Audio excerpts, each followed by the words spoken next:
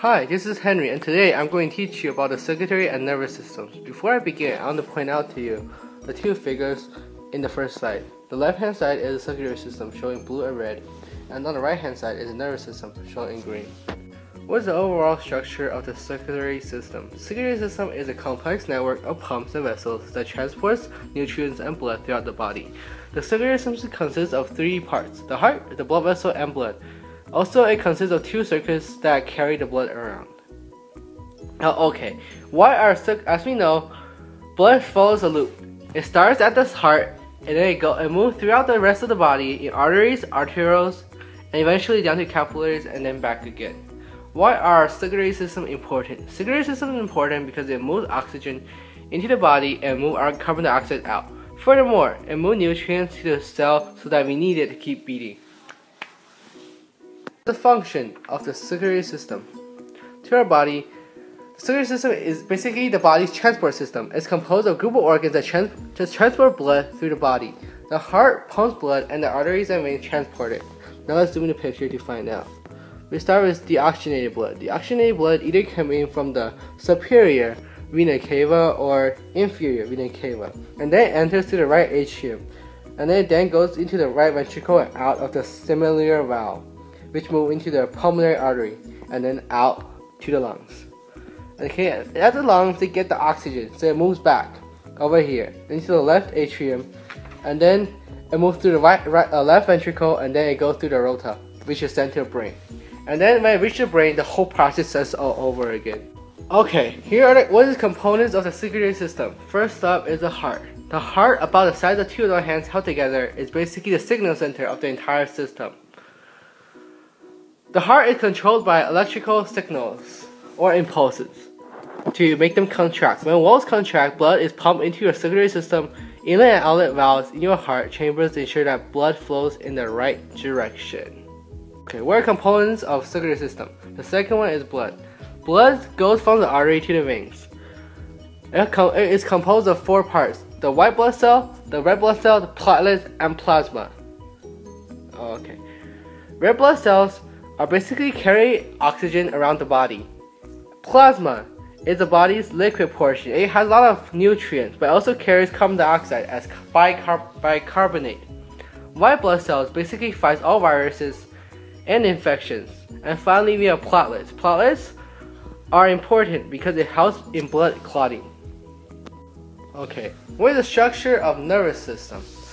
Technically, nervous systems are divided into two parts: the central nervous system and the peripheral nervous system.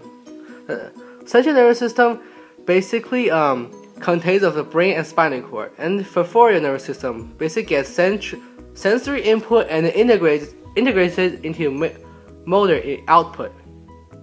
Okay, what are the functions of nervous system? Okay, the brain, the center of the nervous system is the brain, which is the control center. But inside the brain is composed of neurons, which is basically like the language of the nervous system. The actual potential is how this information sent from the neuron works in the brain. Okay, the first components of the nervous system is neurons. Neurons are cells that make up of the nervous system. They are perfect for carrying electrical messages. Here's a picture. Then we have the brain. Brain is basically like the command center. It's composed of billions of neurons, and brains help the body respond to the information it receives from the senses. The brain has three parts: cerebrium, and basically brainstem, which is linked to the spinal cord. Here are the functions. You can look at it yourself. Last up is the spinal cord. Spinal cord is basically a tube that connects to the brainstem, and it basically acts out all of the functions being sent by the brain. Now, how are they connected? The nervous system and circulatory system are connected through organ and bodily control. All functions of the body are regulated by the brain to the nervous system. Without messages from the brain, the circulatory system doesn't work. Heart function and fluid circulation are triggered by the nervous system. Nerves rely information to and from the brain to operate muscles and organs within each of the other systems in the body. One of the ways nervous system and circulatory system work together is for blood pressure and heart rate regulation. Through the brain and spinal cord, nervous system and circulatory system are dependent on each other to ensure a person's homeostasis. Both systems need each other to function properly and work together to ensure that the rest of the body function properly. Conditions caused by the nervous system. First up, epilsy, which is a normal electrical discharge from brain cells that cause seizures. Here's a picture. Parkinson's disease, which is a progressive nerve disease that affects movement. And then we have Alzheimer's disease, which covers a wide range of disorders that impacts mental function, particularly in memory. And last up is a rare disease called Huntington's disease, which is an inherited condition that causes nerve cells in the brain to degenerate.